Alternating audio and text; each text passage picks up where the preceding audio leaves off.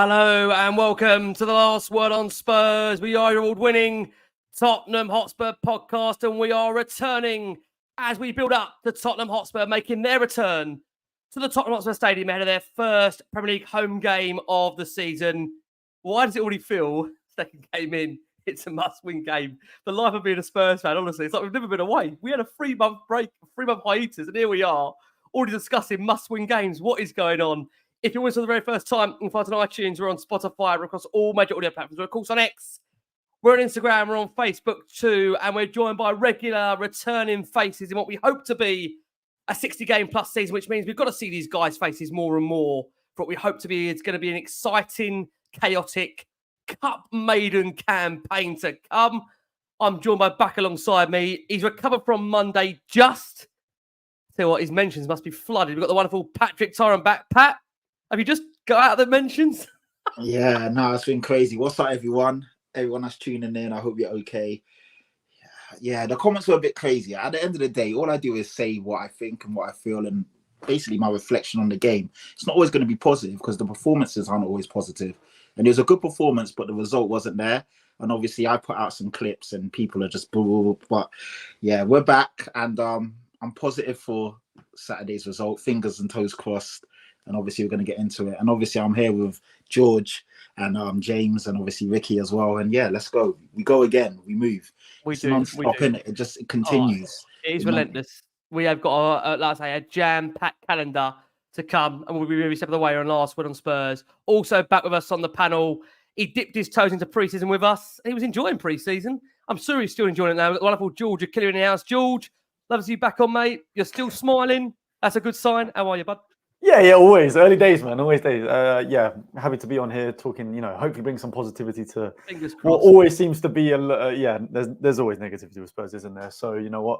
Yeah, let's move on. Looking forward to looking at Everton, first home game back, hoping to see everyone at the stadium as well. Yeah, man, just happy here to discuss it with you guys.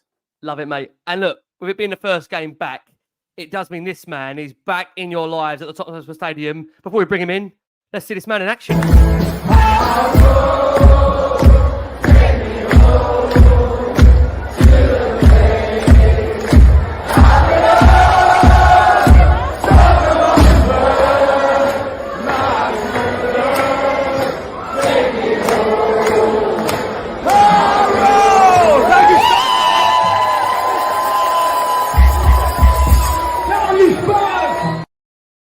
The wonderful James Black is back in the house, dropping an exclusive for us of what's to come ahead of this new season. James, lovely to see your face, mate. When we see you on here, it means we are getting down to business and we really are getting going. We know you've been away, bless you.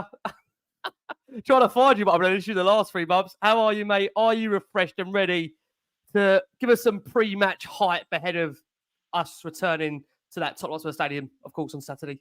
Yeah, I'm ready. Thanks for having me back. Hi, George. Hi, Patrick.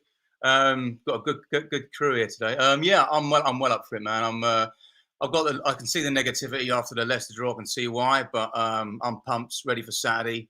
A lot of positivity around that first half, and hopefully that carries through. But yeah, I've been itching to get back since the last day of the last season, to be honest. Dream job. So yeah, can't wait to get going, man. And I'm sure, like I say, we all know we actually appreciate you. We love seeing you there. And you do such a fine job. Listen, we are building up, of course, to Spurs' returns to the Premier League in terms of their home game against, obviously, Everton. Aside that we know Everton at the weekend, for them, it wasn't a happy home game for them in that 3-0 defeat to Brighton at home. I think it's fair to say this one for both teams, they want to get off the mark. And for Tottenham, especially being at home, they want to really nail down a marker now, of course, ahead of their home campaign. George, I want to start with you, if you don't mind. I will take our minds back, if you don't mind, to Monday. Only because I think, to be fair, as we've seen on social media and the reaction on there, I mean, many would be thinking we've lost 4-5-1 and really been turned over heavily. And it's been such a terrible, dismal performance and week. But I think there were, just to put it in context if I can, there was a lot of positives from Monday. I mean, 55, 60 minutes of that game, we utterly dominated. Really, the first half, we played some of our best football today under Ange Postecoglou, moved the ball really well. Could definitely see the patterns of play. But again, it was that old age adage for Spurs that so many missed chances, George, that I think we all were going into half-time started the second half thinking we've got to put some more of these chances away. And we know that really a team can be so dangerous when they haven't really shown you what they've got in their locker in Leicester. A first attack on our goal resulted to Jamie Vardy scoring his 9th goal against Spurs. What is it with players and their records over us? I don't know what to say. What did you make of Monday, George, and really the response there has been since that game on Monday?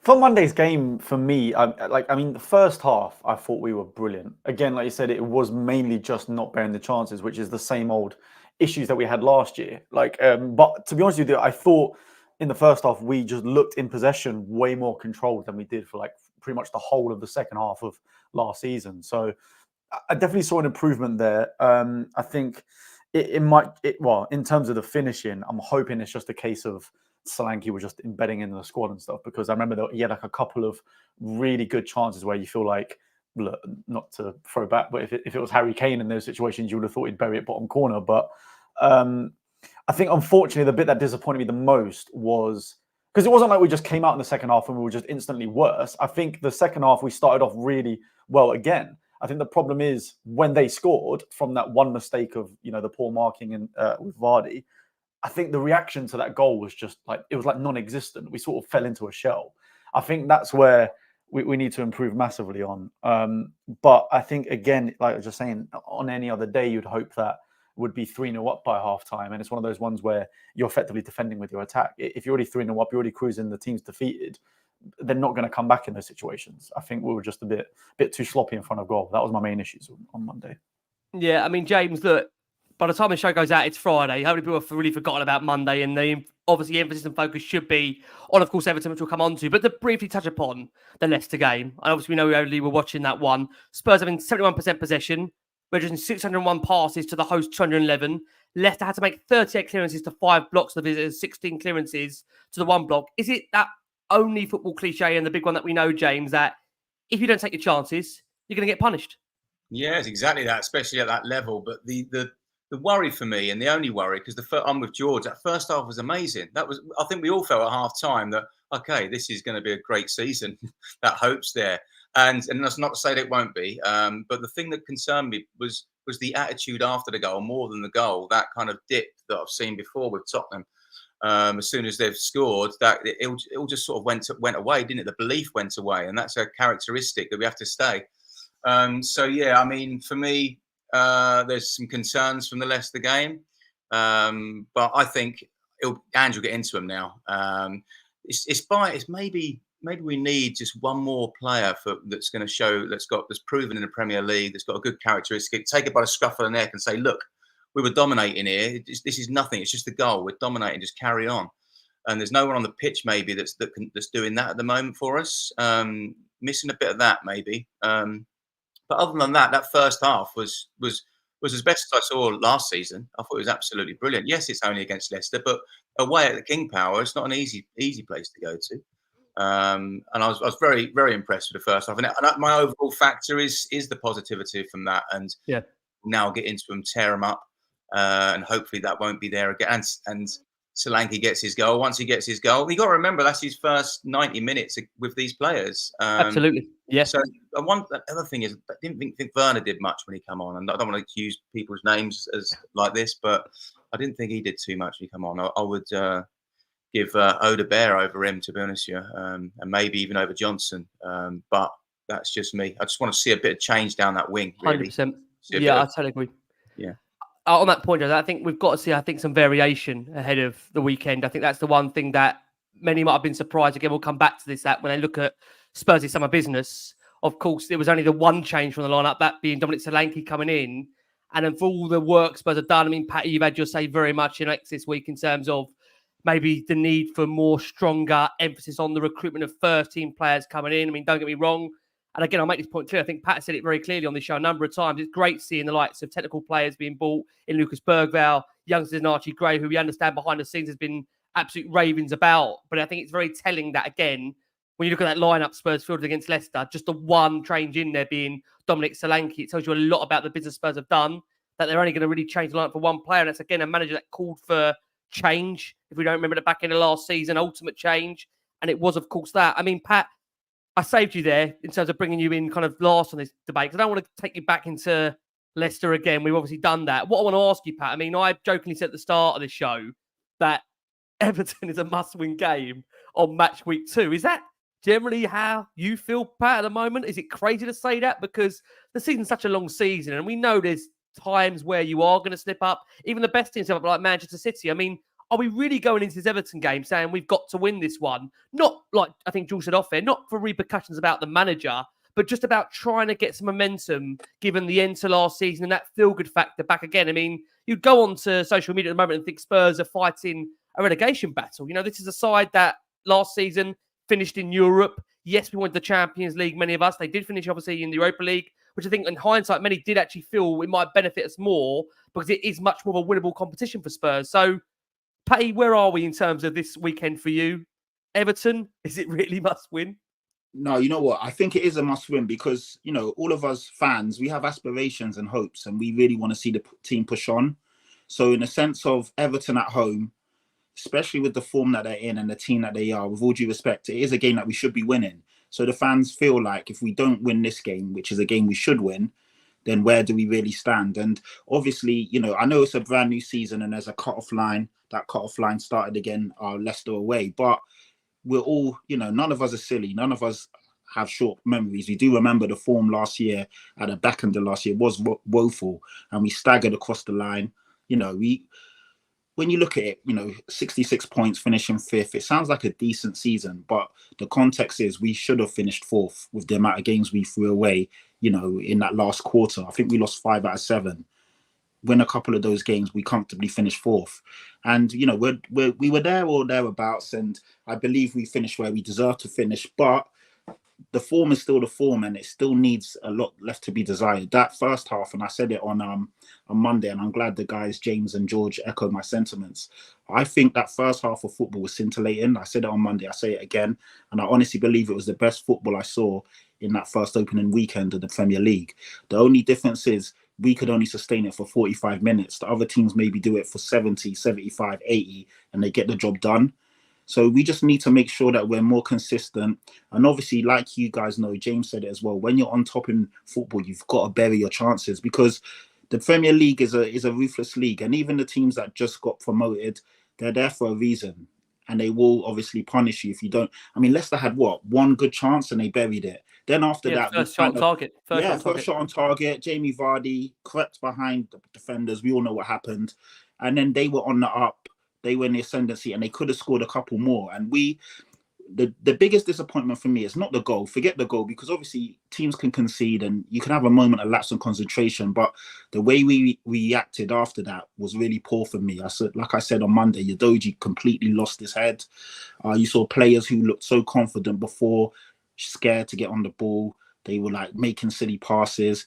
And then, you know, Bergvall and Archie Gray, when they came on, they maybe as the youngness in them and they're not really, you know, they looked a bit more assured, but they're just young. And, you know, as we said, we all want, you know, players that are ready made and can come in and make a difference. And again, like I said in my tweets and like I've been saying, I believe these guys are talented. I believe they will have a good future for Spurs. But the problem is you're laying a lot of expectations on 3 young shoulders. And it's a lot right now, especially with the moment or the patch that we're in, or whatever you want to call it. It really, like, it's a defining moment for us, this season and where we go. And I just feel it's a lot of responsibility for young rookies. So I put a was like an Instagram story out about Basuma. You know, Spurs put Basuma in the new home kit, and there's like, you can copy this and get your shirt. And I feel they did that because they know that there's a bit of a negative cloud around him. And I was like, this guy needs to have a good season. If we're not getting any more midfielders in, I mean, with Basuma and Bentancur, they've got the talent. It's just whether they can apply themselves for, you know, 28, 32, 33 games. No one's going to be fantastic 38 games in, but these guys need to now. They're at the age and at the level where they really need to show the young boys that we are here, and also cement and prove to yourself in the league that they're good enough. We've seen the talent. We're all screaming and raving about Bentancur. Excuse me. And other fans are like, you know, that they don't watch him week in, week out like we do. And of course, last year he was a bit shaky, but we all know how talented he is. Now I really want to see him put his stamp on the league and show everyone what we've seen. If they do that, then cool. Maybe we don't need an extra body. If they don't, then obviously when all of our thoughts and all of our concerns arise, then we are going to be in trouble. So back to your question, it's not a must win and like, oh my God, all hell's going to break out if we lose. But of course, if we really want to finish in the top 4 and really cement ourselves and also make teams respect us, make us believe in ourselves, have that confidence, it's a game we need to win, 100%. Fair point. Absolutely fair point. I mean, Pat, you mentioned about the midfield. We understand that we've heard again from friend of the show, Paul O'Keefe, and from Jack Pittbrook, who have both suggested the fact that Spurs recent signings, Archie Gray and Lucas Bergvall, have impressed so much in training and pre-season friendlies that Tottenham no longer consider signing a new all-action midfielder as a priority. We understand, will not be a number 6 joining the club this window. George, let me just get your initial thoughts on that for you before I ask you a follow-up question. Does that disappoint you that it sounds like our business is firmly done in that area of the park? Because I go back to what Ange Postecoglou said at the end of last season when he made it very, very clear, I think, from the Arsenal game onwards, we need change. There needs to be change in this football club. Has there been enough change for you, George? So I think the one area a lot of Spurs fans felt needed to be looked at going into the summer was midfield. And at that point, we obviously knew we signed Bergvall. He was coming in, obviously, from the previous window. Archie Gray, don't get me wrong, good young prospect. From what we understand behind the scenes, everyone's been raving about him. Are they good enough, those 2 youngsters, to really solidify that midfield and take Tottenham to where we want them to be? It's a really, really difficult question to answer because the thing is, I mean, Gray's played like 40-odd games in the Championship last season. So it's not like he hasn't played against men at a relatively high standard. And they're both clearly brilliant young talents. And I think when they came on, they looked, like Patrick was saying before, they just looked a lot more composed and not as worried when they were playing. They seemed like they felt quite strong on the ball, which is obviously what you want from your centre mids, which is great. I think for me, it's one of those weird ones where on paper, it looks like we're stacked in midfield, especially now that Kulusevski is playing in the centre. Maddison, Kulusevski, Sarr, Bentancur, Gray, Bergvall, Basuma, there's a lot of players on paper, but when you just think back to last season, how quickly it fell apart with a few injuries. Maddison out for a couple of months. What else do we have? Basuma, after his red cards, just sort of fell off a cliff massively. Bentancur obviously was out for a lot of the season already anyway for his injury, and then all of a sudden it felt like we didn't have that many options again. And then you're heavily relying on a 21-year-old Sarr, 18-year-old Gray and Bergvall. So it's a weird one. I personally would have liked us to go for like a centre mid that had like that little bit more experience with those players as well. I think it's a tough one to ask, and I almost feel like I have to apologise publicly because I feel like I did like a thread on best midfielders that I feel like would suit Spurs, and João Gomez came out on top.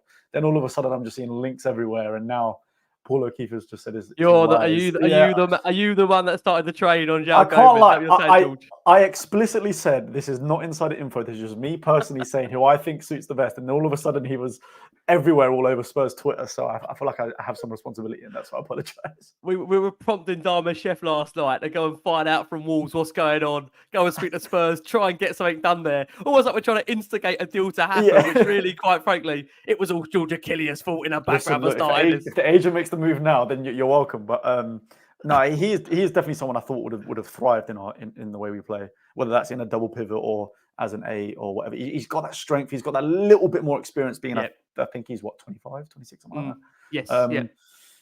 Yes. So it's an interesting one. I think for me, the winger was like the top one that we had to fix. Yeah. And it's obviously we're just gonna have to wait and see with Odobert. Obviously, it's not a household name or someone that people might not have wanted, but I think he's a very exciting young player that we're just gonna have to hopefully see him on Saturday. Yeah, see what we do, because I think we've seen the training videos, right? He's taking on a man. I do love the fact for us as Spurs fans, we've seen a 30-second clip on Spurs official, and now we're thinking this guy's got to start. He's going to absolutely rip it up. Has his permit gone through, Ricky? Is it? Yes, I understand he will be in the squad. Yeah, he will be in the squad. He must have done I don't think he'd be allowed to train if it didn't go through. No, it has gone through. He has gone through. Look, again, lots of comments here. James, coming over to you, and look, mate, again. You are, and I think always, like all of us, you want to see the bright side of things, the positive side of things, but you're also a realist. You're always coming here and tell it as it is, which is why we love you on this show.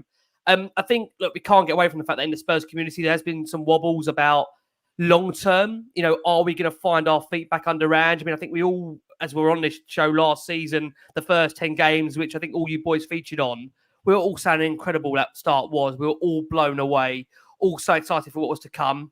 I think, again, what you can't legislate for is not only injuries we had, but to the players that were injured. I think, again, Ange couldn't legislate for that. You talk about key players that were missing from a side that really were the crux and the spine of what Spurs wanted to be and where they wanted to go. So I think, again, when you look at what happened to Spurs last season, in my opinion, that definitely is not all of the fault of Ange Postecoglou in the way Spurs never really recovered.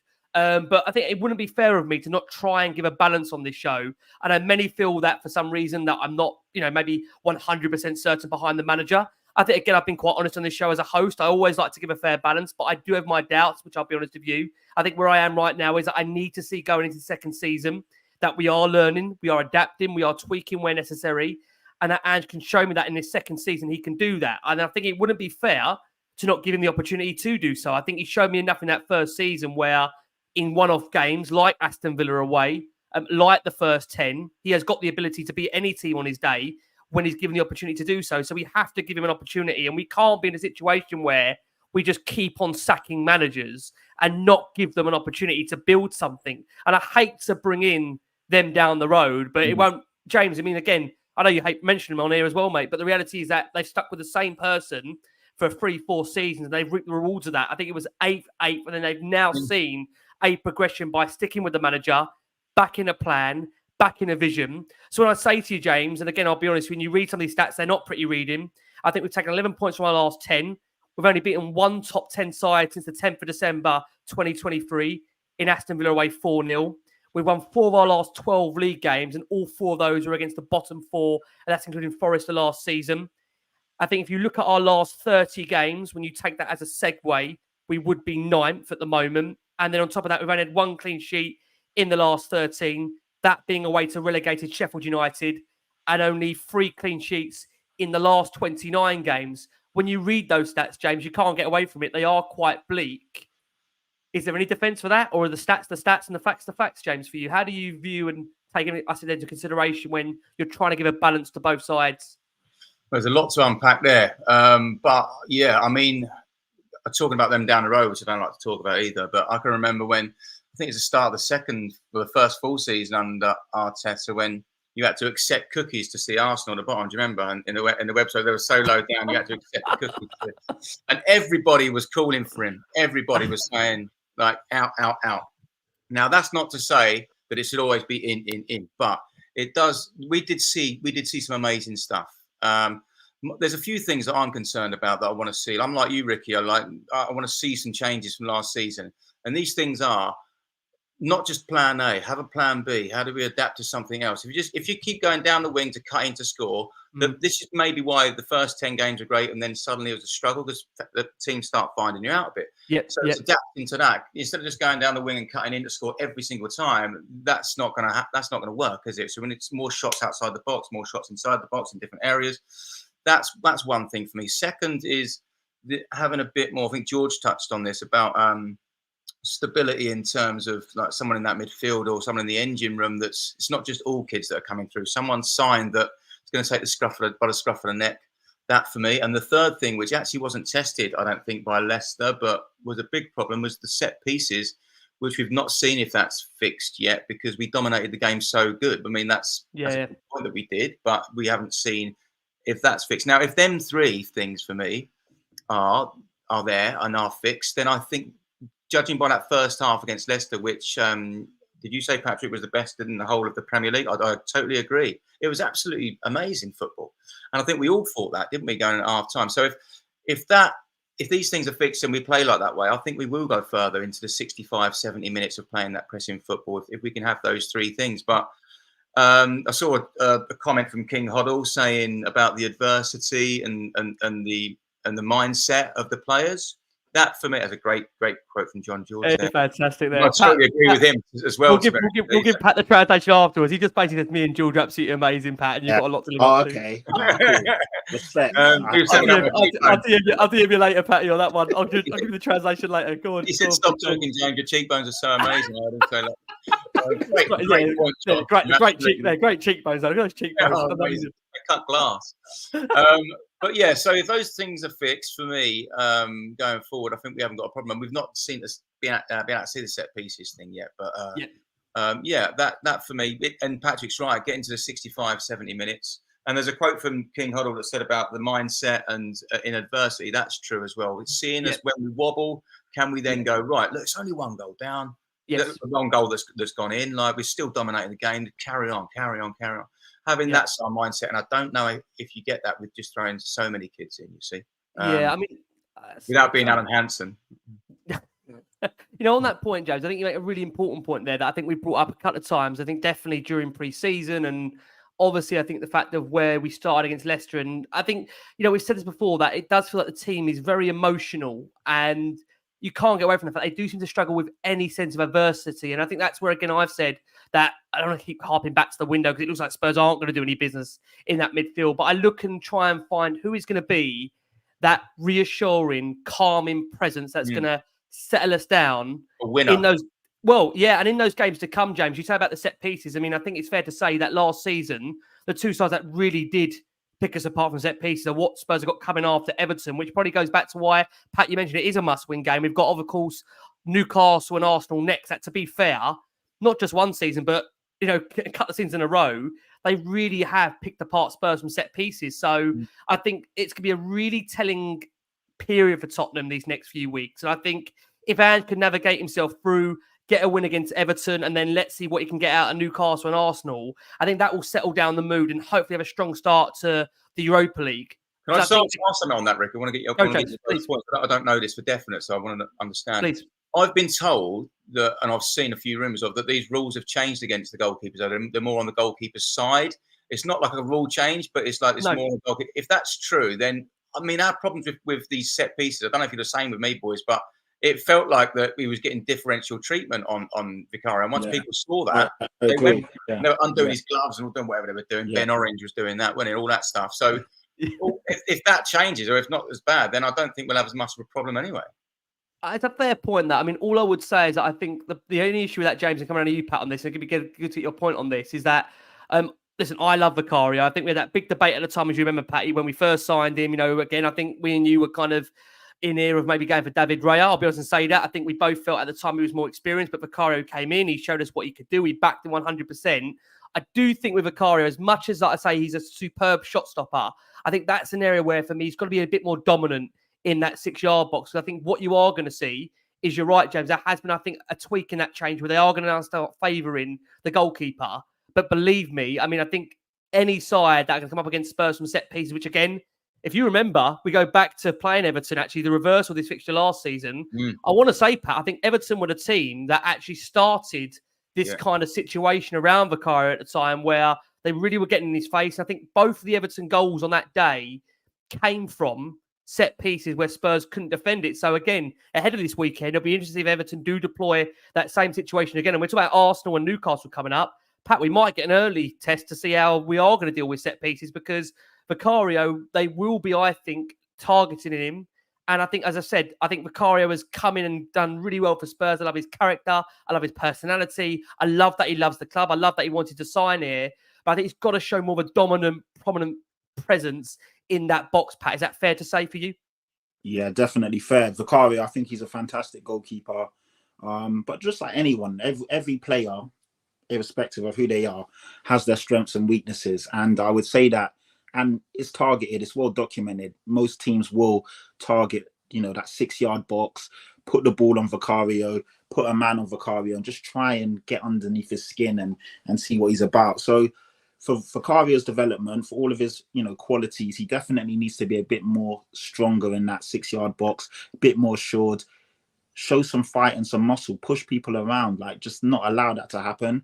I also think as well, and maybe this is me being a bit over the top. But I just feel sometimes he overplays out from the back too much and is too predictable. And I've said this to many a person when I'm in a group chat or watching the game with them, that sometimes just kick it long, bypass that defender and get into the midfielder up top just to offset the other team. And I think we're easy to press and play against because it's always going to basically that defender in the middle of the goal, or it's always going to the fullback, and then we sometimes put ourselves under unnecessary pressure. So I just think he needs a bit of variation in his passes and playing out from the back. Very good pass with the ball, amazing shot stopper. I mean, if it wasn't for him on Monday, we may have lost that game because obviously his 100%. reaction saves to Vardy. The one with Vardy, and the then- impact, tell you. And yeah, and then even the header, I can't remember who did it, but obviously when Bergvall gave the ball away, some people blamed Romero. I don't think that was Romero's fault. Romero gave Bergvall a decent pass, and then obviously Bergvall just messed around in the corner, and maybe that was the youngness and naivety of him,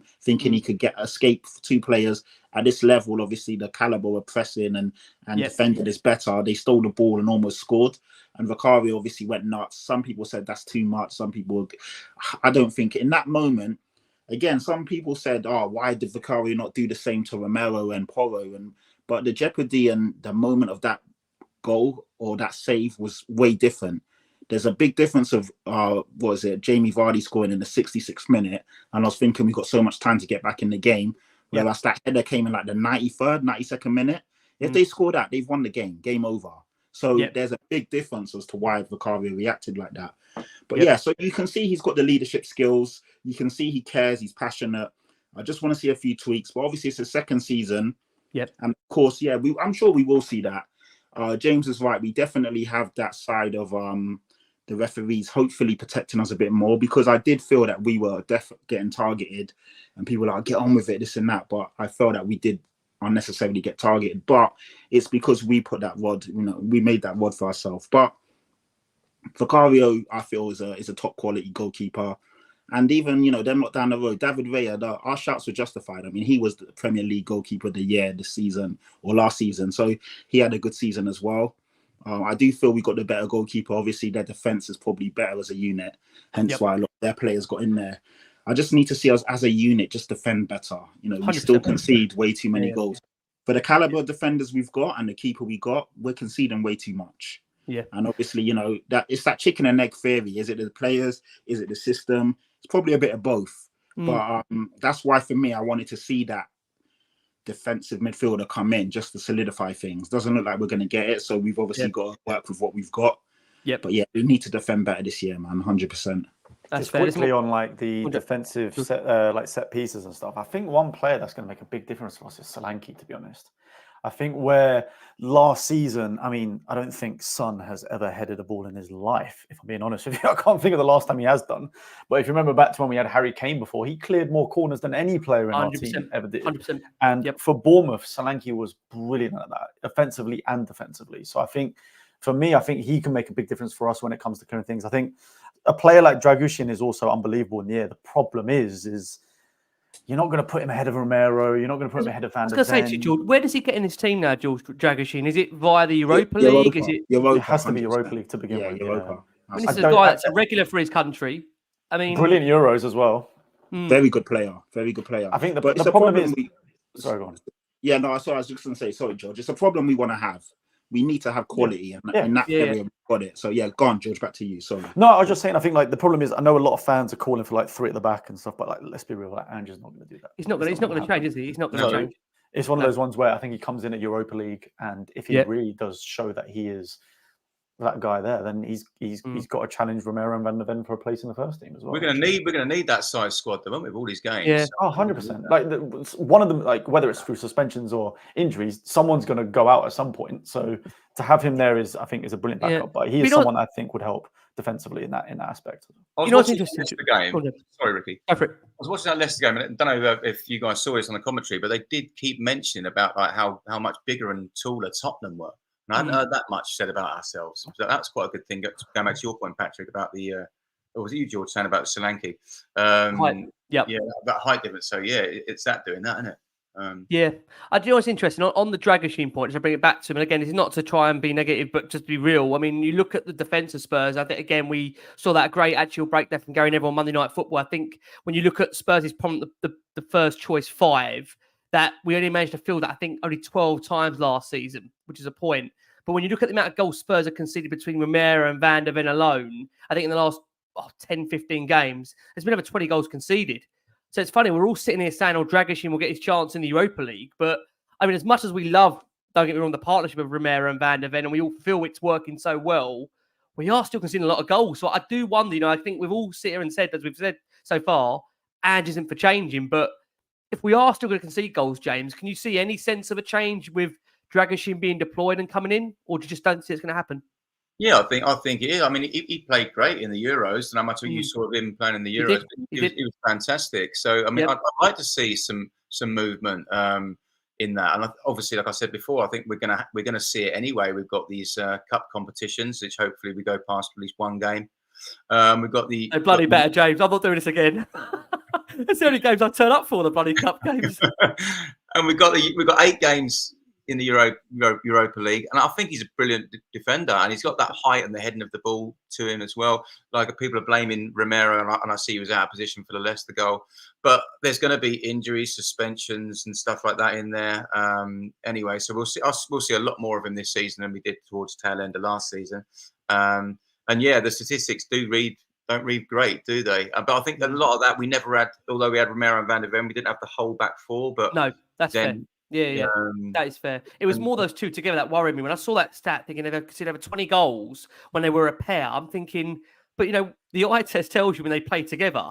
The thing is, sorry, George, go on. No, sorry. I was just going to say, I think the problem is as well, like, it's obviously so easy to like focus on the fact that when they've played, they've conceded a goal. But the reality is that they, especially Van der Ven in particular with his recoveries, have saved us so many times. I mean, what would it have been if they weren't there together? Exactly. So that's why for me it's one of those ones where we really, really have to nail if we're playing this system, this ultra attacking system, we have to nail finishing our chances. 100%. If you're going into every game nailing these chances, going 3-0 at half time, you can warrant a little slip and one goal goes by and you're fine. The problem is at the moment, I think someone said it in the chat as well, the problem is we're only 1-0 up. So then one slip up leads to 1-1, leads to 2-1. So it's a lot more astronomical.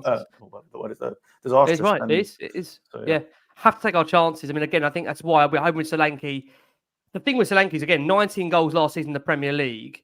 You've got to hope that around better players and even more opportunities being presented, he will score. I think I didn't have a problem with him, I'll be honest with you, on Monday night. He missed a couple of chances. He's finding his way into a team. It's new teammates. For me, I'm more worried if he's not getting into those positions, and if that makes sense. But he's actually in those positions to score. So, look, I think, again, we've got to give him time to 100% adjust to the system. Did you know I think... Go for it. You know what the XG was? Because it's quite. I know it's just a stat, but like it's quite low, isn't it? It's quite. I thought it was going to be a lot higher than that. The amount of chances we created, but it was only like 1.7 or something along those lines. I think again with Spurs, I think again, it surprises you. We had this situation where we dominate possession, 70-80%, but with no disrespect. That's what I was going to say. What are we doing with the possession at times? Yeah. I know, again, it's easy saying that, and it's not to be negative, but I just think, again, it's great now having this adjustment where we've got a manager and a team that is more focused on having possession. I think, again, when you had Conte, Mourinho, you retain 30-40% possession. You feel like we never had the ball. You'd come back and you think, we haven't got it back. We can go for it. Mention him and Patty goes. You just have to mention memory.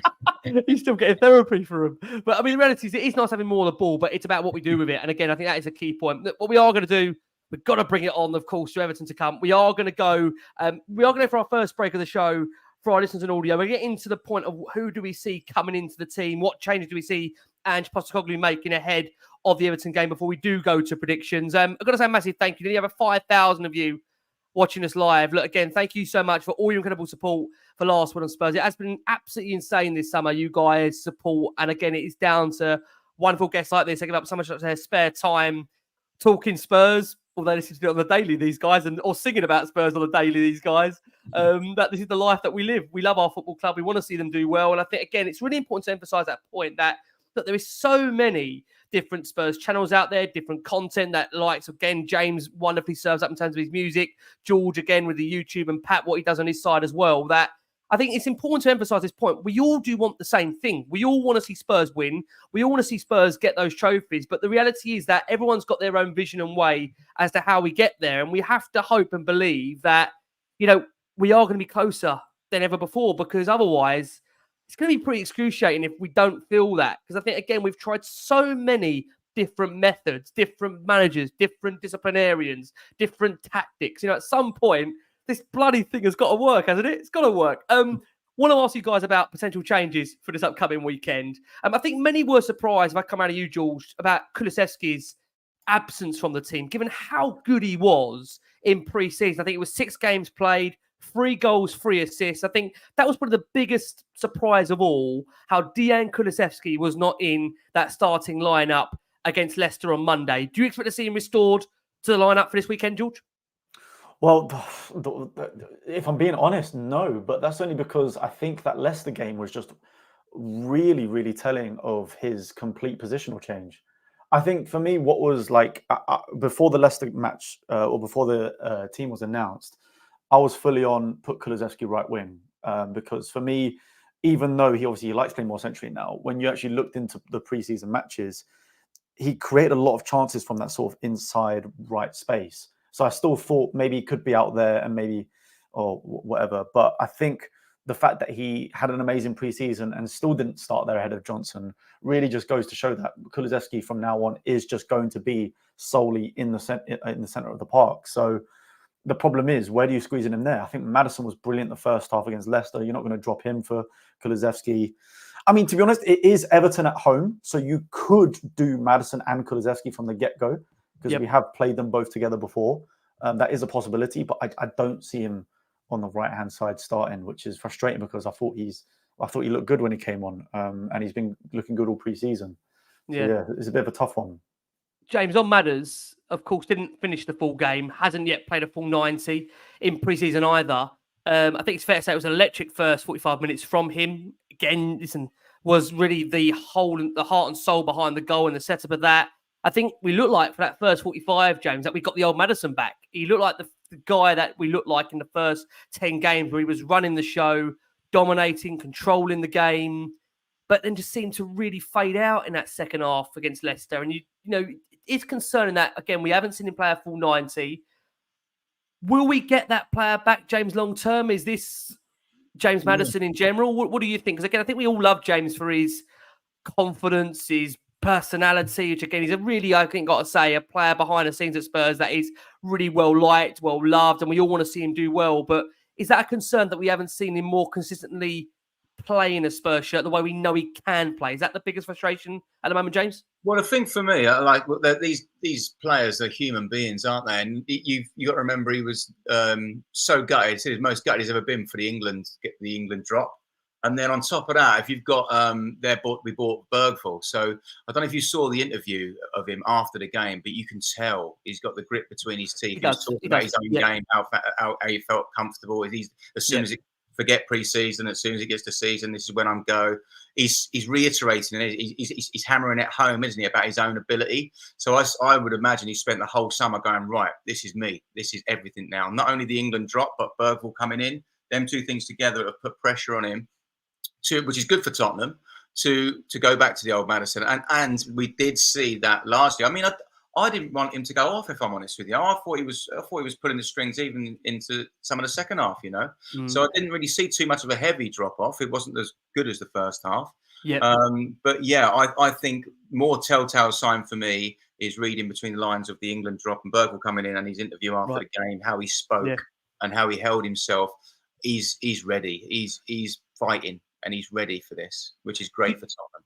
Do you think, Pat, he's a player that needs to be played back into form? You know, is it a player that you can keep affording to bring him off? Because I remember, I think the first time we were really surprised he was brought off, I think if you remember, probably was Anfield away. I think Spurs were losing the game, of course. I think we were a couple of goals down. We did coincidentally get a couple of goals back, don't get me wrong. But I think a lot of us were surprised. He's brought Maddison off. You know, a player at the time when you thought, not that he was undroppable, but you thought, well, this is one of the only creative midfielders we've got. And we have got Bergvall now, as James touches upon there.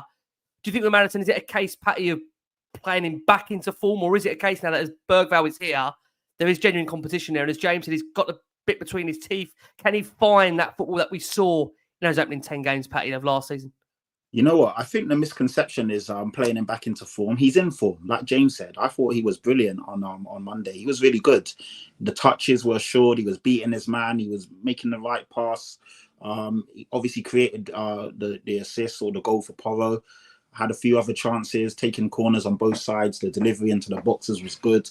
He is in form. There's no playing him back into form. He is in form. He's got the bit between his teeth. He's the conductor and the heartbeat. I thought him and Bentancur together were brilliant.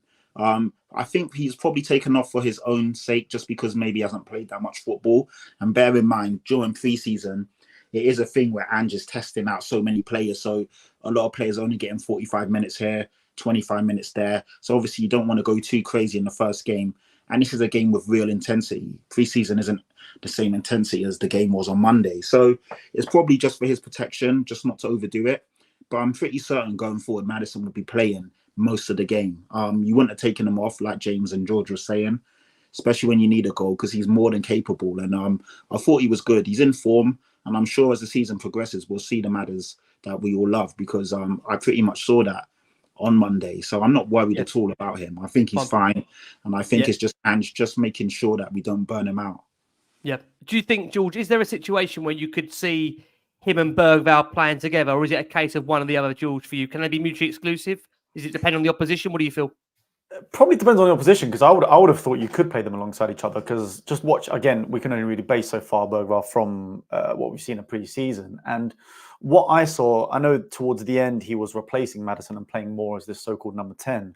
But from what I saw in most of the games, Bergvall was just everywhere. He was collecting the ball from deep. He wanted to be on the ball. He was pressing forward. He was cutting back. So I feel like he can almost play this number 8 role, where he is sort of like what Sarr does for us. He just has that engine and is everywhere. I think Ange might have maybe have said it in a quote or interview or something, that I think Bergvall's probably not just quite there in terms of the fitness that, like, say, someone like Sarr has in terms of running constantly for the whole match, which is probably why he isn't like a starter yet.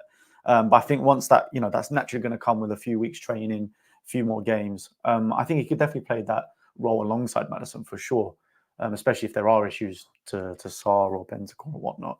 Yeah. But for now, it does seem like that he's probably coming in when Maddison's legs are tired.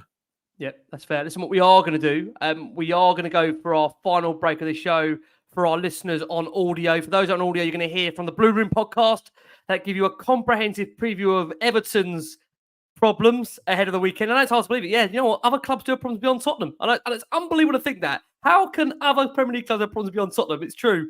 Everton do have problems. And like I say, you're going to hear from the wonderful Davey Dowie, who's going to give you the update on that. For our watching audience here, we've got over 5,000 of you watching us live. Again, thank you so much for all your incredible support for Last Word on Spurs. Back twice in a week. We are blessed. He's got a bit of annual leave before he does return for a deadline day special, potentially. Chatty Patty is back with us. You'll go and check Patty. He's at the stadium. Go and show him some love this weekend. Go and give him a cuddle. Pat, do you want a cuddle this weekend?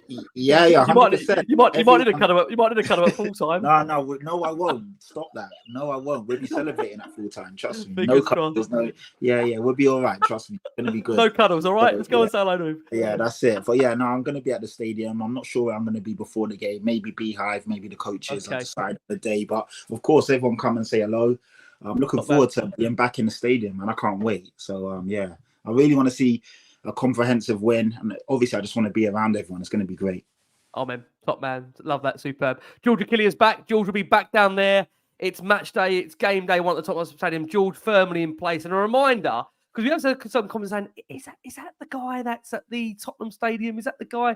It is the guy. James Black is back in the house with us here on Last Word on Spurs. A reminder, James currently featuring a new exclusive drop. Here it is if you haven't seen it already.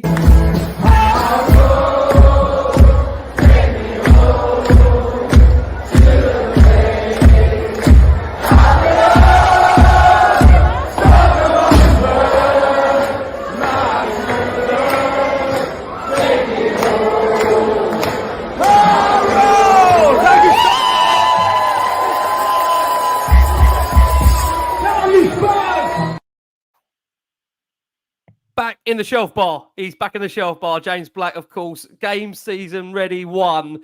James back. Any new tunes, lad? James, there's some new tunes on the way, right? That's one of them. Yeah, there's loads, man. There's loads. When I've been away, I've just writing a lot. I don't take my guitar, so I write more in the head when I'm away. So I spent the last week bashing this thing about to try and get as many as I can ready. But there's loads. Yeah, there's loads coming. So it's going to be all the classics with some new tunes. We love that. At 1 o'clock, 1:15. Shelf bar, block 120. Come down. Love that. Superb. Listen, fantastic. We are going to get into Everton. It's horrible now. I've got to go a bit back to serious mode now. It is a serious game for Spurs. It is serious. George looks like, no, we're not going serious again, are we? We're not really going to go serious. We're not going to go too serious. I think in terms of, potential changes for Spurs, I think it's important to bring into the notion that it looks like it's unlikely you'd feel Rodrigo Bentancur is going to feature in this one, although we will get a full update from Ange Postecoglou later today for those that are listening back to us on the Friday commute in his pre-match press conference. I wonder, like I say, what change we do want to see make. I think one man that I think we've all been blown away from, isn't it funny what can happen in Spurs world of X and Instagram and social media? You get given a 30-second clip to feast over, and now there's calls for Wilson Odobert to start the game. He is getting down to business. As we said earlier, he has now had that permit approved. He was being deployed in training actually on the right-hand side. Make of that what you will. Notably covering Solomon. Now, just to give you an update on that, we understand a bit of transfer news for you to bring to you. We understand that Manor Solomon is of interest to Getafe, although Leeds United have also shown an interest. However, there is also interest from 2 Premier League clubs, plus those in Italy and Germany. The player's priority is right now to stay in England, although we do expect, as per the great Paul O'Keefe, that he will be leaving the club before the end of this window, most likely going to be a loan with potential option to buy. I mean, I think it's just a fact now. I mean, I know many feel winger-wise that maybe we haven't got the specific winger we wanted. I know everybody in the summer was calling for Eberechi Eze. I think you can now safely say that's probably not going to happen unless Spurs are going to drop a bomber in these final days of the window. Who knows? Look, strange things have happened. You have to probably go back to the Van der Vaart days to find a bomber back then. George's expression there kind of tells you he's not expecting a bomber, George. Definitely, George, no? Definitely no, not. But he's the player that I would have loved that we signed this window. It's just not going to happen. It's not going to happen. Yeah, it's not. Save it for January. Hopefully the money's going to be saved. Fingers crossed. Who knows? That's another debate, which we go into now. We'll never finish on this show. I think, like I say, Odobert's one we'd like to maybe potentially see. I highly doubt he'd be thrown into the starting lineup. Let's get some feelings, guys, on what Spurs are going to do. Because actually, interestingly, I can hear Anthony Costa already going to in the background. Shut up, Rick. Don't say this. Don't say this. Everton manager Sean Dyche has said the squad is severely stretched. Look at us as Spurs fans. We've been so scarred during the years that we can't take any sense of good news. Everton understood to only have as few as 14 available players for this. Look how terrified we are by hearing this. This should be a pick-me-up, a positive, but we look terrified. This is good news, isn't it? They are, at the moment, looks like he hopes to have back Jerry Branthwaite, to be fair to him, after injury, but the game is likely to come too soon for Seamus Coleman and James Garner. What do we want to see change? Let's start with James. James, what do you want to see change in terms of that starting lineup? Is it too soon for Odobert? Does Gray or Bergvall get a start? What do you want to see change? Does Kulusevski come back in? I'd like to see the set piece coach have changed between now for the Everton games. That's the first one. I'm sorry to throw in the bus. Anyway, every guest in here has said, what's going to a set piece coach? We're not getting a set piece coach. We're definitely not getting a set piece coach. I'd rather that over Eze, do you know what I mean? Just change that signing. What's that? Give him another point. That's a debate to start off. Set piece coach or Eze in the final week of the window. What do we want for the deadline? Get the poll out. That might be quite lively after the Everton game, depending on what happens with Vicario in there. You got Everton, Woolwich, and Newcastle, and the three threw it at us, didn't they, last time? So yeah, set piece coach would be a great change. If that's not available, then I like what George is saying about Kulu coming in, to be honest. But I don't know if he sees him as a winger anymore. I don't know. I think he sees him as through the middle now. But when he come on, like that strength, knocking these 2 players over, these big lads from Leicester, and carrying on, I'd like that. But the problem with Kulu is, I think the defenders knew he was always going to cut in, etc., and all that and that style. So maybe that, Johnson, I would like to see swapped out with either Kulu or Odobert, that I've seen 30 seconds of. But it's been a great 30 seconds. Brilliant 30 seconds. And then a set-piece coach, and then 2 minders in front of Vicario, and then we'll be fine. Do you know what I mean? I love it. That's it for me. It's that wing. That first half was so good. It's just the right wing. And I think Solanke will put a few away against Everton, but we'll come to predictions later. We will definitely 100%. Let's come to you, George. We've discussed the midfield. We've discussed defensively where Spurs are at. What do you want to see change that's going to give you the confidence going into this game? And again, sorry, Anne, for saying this. I know this is back. I'm so sorry. Everton have not won away in 2024. Look, I really think we need to start Odobert at the weekend. against Everton because, to be honest with you, look, we needed that techie 1v1 winger. I think it's not even just based off of those clips that we had on there. I think it's one of the ones where Johnson is far more effective off the bench. I think when you actually look at these training videos, what tends to happen is quite close to the matches, we do tend to see the so-called first team play together on the same team. And it looked like he was on that right-hand side. I mean, you had Richie down the middle because of rumours that Solanke was out of training for a precaution. Sonny was on the left. You had Basuma and Bergvall in the middle. So I wouldn't be surprised if he starts him because we need that sort of different threat in the front three. And I think he played 29 games last season in the Prem for Burnley. So it's not like he's not experienced. No, he's young, absolutely. But he's played a lot of games there. I think he's full of confidence. And you actually want those younger players in those positions to have the lack of fear to be able to take the players on. So I'd 100% start him. Different question on that though, George. You would start him. Do you think Ange will though? Do you think he will? That's a different probably not. I think he probably starts with Johnson still to try and show that he's got confidence with him, and then bring Odobert on later. But I think it should be the other way around. To be honest with you, I think we need to start with him because to throw him straight in there, see what he can do. And look, I'm looking at the record, and I mean, our record against Everton at home is incredible. It's incredible. It's a game to really test him out and start him. So. Yeah, appreciate it. But I think he's the one that I want to see. Backline unchanged. I think the midfield. I think Basuma comes straight in for the number 6. I don't think Gray starts in my opinion, but yeah. I love that. Listen, we've got a young audience on audio, so I don't want to have to cast aspersions, but a funny comment there on YouTube popping up saying there's great 30 seconds that, of course, sometimes never amount to much. So look, bear that in mind.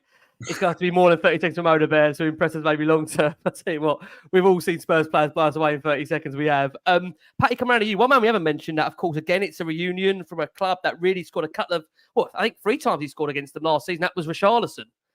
Seems to have really not gone under the radar because, again, I think the fact of the matter is that he made it very clear.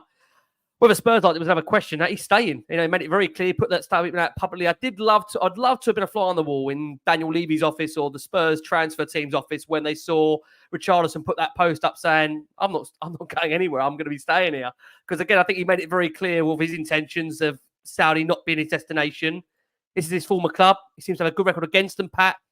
Any temptation to throw Richie in from the start? Or do you think this is a player that will be brought off the bench? And I just wonder what you made of the fact, Pat, that he came on so late against Leicester when we were chasing a goal. You know, you think, bearing in mind he's a goal scorer. Well, I say it's a goal scorer. I mean, He's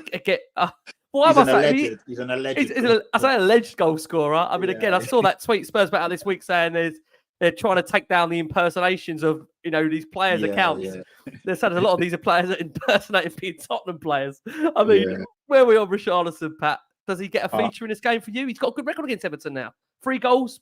2 games. Yeah, you know what, Vicky? I'm seeing some mumblings and murmurs that Solanke might be out, and I don't know how true this is. And obviously, I don't want to spread false news and stuff, but I've seen a few different accounts say that Solanke is suffering an ankle injury and he may be out for.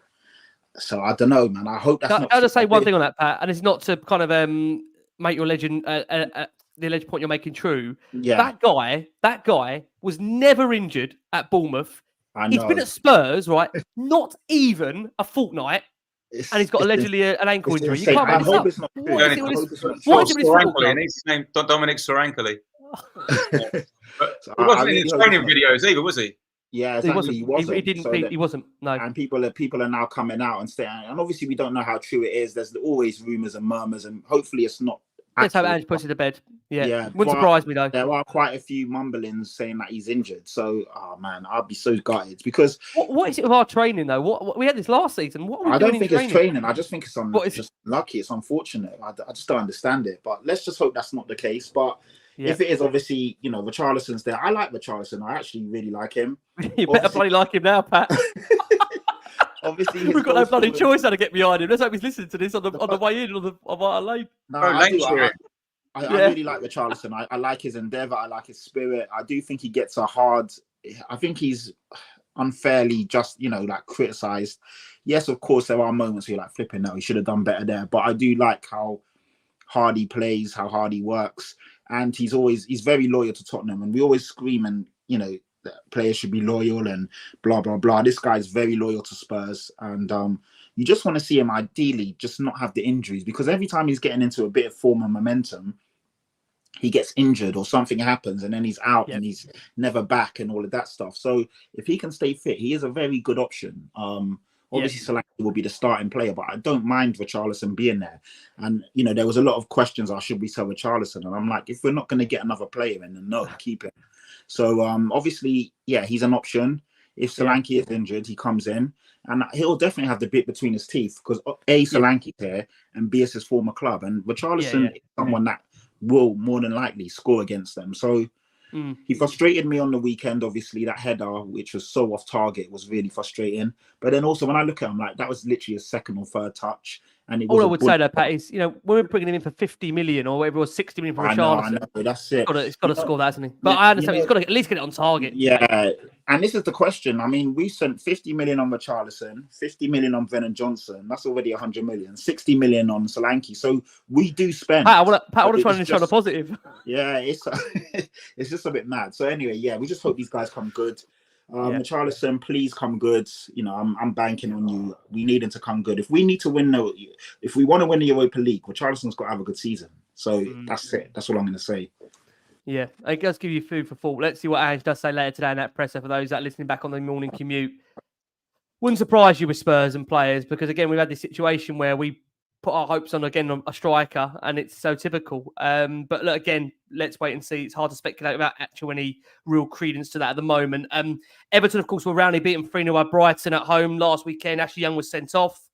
They struggled on the day really to cope with Brighton's intensity whilst playing at home. So the prospect of hopefully a busy Spurs side on the day should strike fear into them. I mean, George, you brought up the fact earlier that, you know, in terms of our record, it is absolutely formidable there. We've triumphed in the first home game in 5 of the last 6 campaigns. We always normally start fairly strong at home.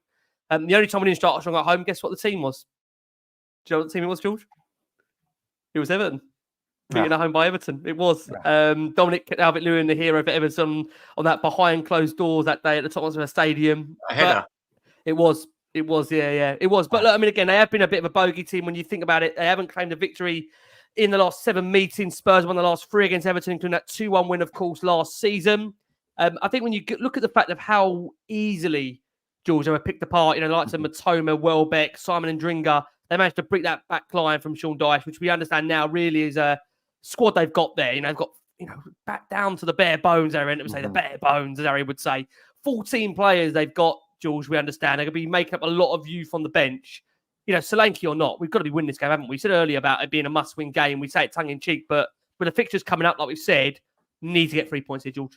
Yeah, 100%. Have to win this game. I think as well, what helps us is if you look at the, you know, that graphic that was coming around about like the average position of the players in that first match week, and we saw how we were probably the highest up out of any other teams. When you actually look at Everton's, their left winger, which I believe was McNeil at the time, was so deep compared to everyone else. Everything was on the right-hand side, which probably favours us, to be honest with you, because I kind of trust Udogie and Van der Ven's side more when it comes to defending deep than it is Porro's side. So that probably works out well for us. It's just, we all know what we're like against low block teams at the moment. It's a bit difficult to break these teams down. But like you say, when they're missing that many players, we've got exciting new players coming in. We get to see a lot more of, obviously, like you say, without Solanke, Richarlison, whichever one it is up front, like we have to be winning that game. And to be honest, Son has got a brilliant record against Everton anyway. He does. I need him for his confidence and everything to start the season strong, scoring that first goal like he normally does at the Spurs Stadium. Definitely a must win. I think we will, to be honest with you. Like a simple, Actually, I won't get into predictions yet, just in case. We're going to come we're going to get into that later. But it has to be. Before we do come to predictions, I've got to quickly mouth a message to James. James, bring the Solanke, lad. Bring the Solanke tune coming up. Change it. Again, when you look at, obviously, overall, we've discussed it there, as Jules said, it's an Everton side that really we should be beating. Although, again, you know, these sides, they want to prove a point. I've always said this, you know, there's no easy game in the Premier League. And I do remember last season being at home for that Everton game, which you guys will remember. You know, we were holding on for dear life at the end. If you remember, it was almost that moment where, remember how close it was to conceding. It was literally a goal-scoring decision on the goal-scoring system you had to rely upon that got Spurs the 3 points on the day. I mean, how do you reflect going into this one, James? Like we said, touched upon the fact that it's must-win in the context of the start, not for repercussions at this stage, but really important. When you look at what Everton have got squad-wise and what Spurs have got, Solanke or not, got to be taking all 3 points here, James, right? Yeah, definitely. I mean, like we when these fixtures come out, we were looking at that and everyone was saying pretty much or thinking, I'd imagine 6 points. So it's got to be 4 now, isn't it? Yeah, if we don't get 4 points against these guys and then we're going into Woolwich and Newcastle, it doesn't look good for even this early on, does it, for the rest of the season? But I don't think they're going to be. They're going to be off the back of a bollocking. I hate that sometimes. Like 3-0. When you lose 3-0, like you get a bollocking there. A Sean Dyche bollocking. Yeah, imagine that rod up just before you're playing. So, like, I don't think it's going to be easy, but I do think it's going to be a lot of a low block and hard to break down. But if we haven't got those players to do that, then what chance have we got this season of winning much anyway? Yeah. So, yeah, it is without being too much negative with it. But I think we will get the win. But it has to be like it's. Again, down to whether we've changed that set piece coach. Yeah. It has to be, doesn't it? Just on that, like when teams give away a penalty, they go, "Oh no, we do that when we give away a corner." So, or we did it when we sign a player who gets injured. Yeah. Oh no. Oh no, not that one. Not the £65 million one. No, not him. Not him. Anyone but him. Before James plays us out, let's get a prediction, James. They'll never remember. They'll never tell you about it in the stadium. What are you going for, James, for Everton? 3-1 Tottenham. Okay, we need that. Yeah, and I'm 3-1, and I think Sonny's going to get a couple. Do you know what's become more apparent in this last 6 months of when we get guests on to do a show here? I don't think many have actually predicted we ever get a clean sheet anymore now. That's it. Yeah, I mean, there's always a one. Oh, hold on, George. Hold on, George. Hold on, George got something his sleeve. I do declare. Let's go to Patty. Patty needs a week off after what we put him through on this show. Patty needs a duty back after this. You lot are killing me. No, I'm playing. It's all good. We love you, man. Come on, Patty. What are we going for? I'm going 4-1, so a bit bigger than James. Oh, nice. Like you said, no clean sheet. But I think that there'll be a nice bounce back after Monday's disappointing result. Just in a sense of we actually take our chances. We're at home as well. I think the fans will definitely get behind the boys. And ultimately, we will give away a goal. But, yeah, I think it'll be a convincing win and we'll have the win, beneath our sails again. So, yeah, 4-1. And how crucial, Pat, just to ask you as a follow-up here, how crucial is getting the early goal in this? Is that very crucial for you in terms of starting fast? Because, again, you do worry that, I love our fans. That for me, they're the best fans in the world. But I think that feeling, you get to 60 minutes and we haven't scored, that doubt starts to creep in. And that's something I do worry about being at home because rightly so, when you're at home to a team like Everton, there's an expectancy. We should be winning these games. But do you think that's something we've got to be wary of? We've got to try and start early, score fast. I mean, no guarantee we won't concede, but like Jules said, just trying to get a couple of goals to start with, right? No, in an ideal world, but I don't think it matters, to be fair. I obviously, I don't want to jinx it and tempt fate, but even if they score first, I think we'll have more than enough to just ride it through. And that's what I was disappointed the most on Monday. It wasn't the fact that they scored, because like I said, teams can score, but I just thought after they scored, we would just say, cool, let's go again. And we didn't really get back into grind-up mode. So not too fussed, really. Obviously, in an ideal world, I want to keep a clean sheet and win comfortably. But if they score first, I think we have more than enough to just get through the gears and just basically blow them away. So I'm not too bothered this time around, Ricky, but just get the win, man. That's all that counts right now. Get the W and then let's move on. Patty, thank you so much, mate. We're gonna let you rest up. We'll see you for deadline day, and then at a break this and we'll see you for St James's Park, Newcastle away. Oh, I don't want to say to you anymore, mate. That is such. I hate that fixture. It's gonna be a blast. It's gonna be a blast. I hate that game. I hate that fixture. Oh man, it's such a. I don't know why I'm going again. Service won as well, isn't it? You got to march up for like 1 billion stairs. It's such it's a disgusting place to go to. It's a horrible fixture. Oh man, Talking about Georgia, he had all the lovely part before having Crouchy with him. Then he comes back and sees another slaughtering. It's like completely took the gloss. I mean, did it take the gloss on the day for you, George? That one at the side. There was me with a Spurs. I guess you call him legend, icon. And bigging up, saying how we're going to do so much better than we did last year. Instant 3-0. Such a Spurs, classic Spurs moment. Right, Patty's giving us a strong prediction there. Georgie, we're going to close it on for us. First home game. First clean sheets on the board. Whoa! I'm going for I think they're going to lose 3-0 twice in a row. So I think 3-0. Yeah, I do. I think it's just one of those ones, everything's poised to us having like a really strong home game. And like you said, I think the fans are, it's going to be a big one. They're going to want to prove, the players should hopefully want to prove a point to us as well that things are changing. We are going in the right direction. Does that, you think, George, get everybody slowly back on track? Because after that we have got, obviously Newcastle, then Arsenal. I mean, is this really important in that context that we have to get a result here just to kind of settle things down? We know social media anyway is quite a hysterical place anyway, without Spurs being back in our lives, but that seems to have kind of accelerated from Monday. So even more so, right, have to get back on track. Definitely, and I think it's like I can't remember if I was saying this earlier or off air, but the context is so key. I think usually when you look at the Premier League in the start of the season, the results are so fluctuating amongst like even the big teams. Like City don't normally get out of second gear for a while.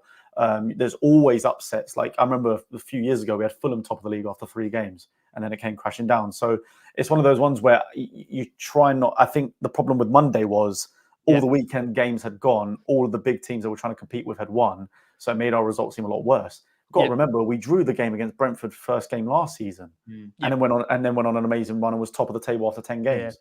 So it's one of those ones for me. I think they're going to want to prove a point, show that no, really we are going to be fine with these guys. And like you say, we have to do that going into Newcastle away and Arsenal, because listen, those are 2 of the biggest tests of the season for us. So must win. Amen.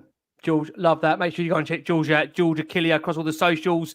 Keep following George. And I've got to say, I'm sorry to Pat. I said to Pat on WhatsApp, mate, it'll be hour tops. I know Pat doesn't believe me anyway these days. Half things what I say. But make sure you go and check Pat out. Chatty Patty. He's got a pod drop in tomorrow, which for you guys will be Friday. It'll be Friday, Patty, right? That's it. So pod out tomorrow. Just quick recap of this week and basically my season predictions. So that will be up there. Document it so everyone can see it. And stick to it. There's no going back to it and go back to it. It's going to be there pinned. You lot can screenshot it, bookmark it, do all of that. But no, all good. An hour and 12 minutes, around 15. Yeah, I'm not mad at you, Ricky. It's all good. It's all good. My man. God, he better be mad at me now. We've got to come on this bloody season. I don't know what could happen. He might be finished with me after this season. What's going on here? I think it's his third one, Pat. Second one. You have to remind me where we're at now. Third. Yeah, well, it's like 2.5. So essentially, it's the third, but it's like 1.5, depending on how you when I came in. You're still young. Look, it's not the Jason. It's not age Jason much. He's lost his hair, but apart from that. And his Twitter account. Lee's still going strong. Crackers is still going strong. Yeah. We're just going to kill him off one by one. Don't worry about it. They'll be fine. Listen, it's been an absolute pleasure. And look, finally, something last bit, Lee's. We've got one of James Black back. James is going to play us out. But James, I've got to say, mate, you're going on your own European tour along with us coming up. What's going on in your life, James? Tell us what's happening, because you've got a lot going on with you, Spurs-wise. Yes, I've started doing. I've got some interest in the away game screenings, support clubs around the world. So I'm doing USA, doing in Texas, Phoenix, Dallas, doing places in Europe like Norway, Sweden, I think is Malta, Dublin. I've already said yes to it. So if you've got a supporters group in the UK, Europe or USA that's interested in me going out there for an away game, we're going to add a few more dates in. So it seems to be people are really up for it, which I'm very, very proud of. And obviously we've got the best fans in world football, but I'm very proud of that and thank every one of them. And thank you for you guys for the show. George, Patrick, you were amazing, absolute quality guests. And thanks for having me, Ricky. It's been awesome. Not about this host though. He's a bit useless, isn't he, James? He's had enough this one. He's knackered. Oh no, interesting. No, yeah. I love that. This one. I did a break from this. I tell you, was it 7-8 years? Poor George remembers the audio days. He must think, God, we've been doing. George must think this is a lifetime. George, don't you know what you've been going here? Is it a sentence, George? What I put you through since all those years ago. Last time I won a trophy with you as well. No. That long? I don't know. We need to get rid of that. We do. Look, we're going to play us out from the wonderful Patty Tyrant, from the superb George Achillea. Playing us out is the wonderful James Black. You're going to go and see him on Saturday back in that stadium, Tottenham Hotspur Stadium. The wonderful James Black is going to play us out. James, over to you, my man. This is my tribute to Tottenham High Road. So I remember going down that high road from a little kid up till now. So this is my tribute to that. Love it. Almost heaven, 7 sisters. Deep in North London, far away from Woolwich. It's the place where Spurs go marching in. The bricklayers empties into the chicken. I roll, take me home to the place where I belong. Tottenham Hotspur, my true love. Take me home. I roll. Wonderful, James Black. He is back in your stadium this upcoming Saturday, as is these wonderful boys. We're all going to be there, all over the place. Spurs are back. They're back in the Tottenham Stadium from us all here, from the wonderful Patty Tyrant, from the superb George Achillea, from James Black. We've been the last one on Spurs. We're back with you after Saturday. As always, keep safe, keep well. Thanks for your support.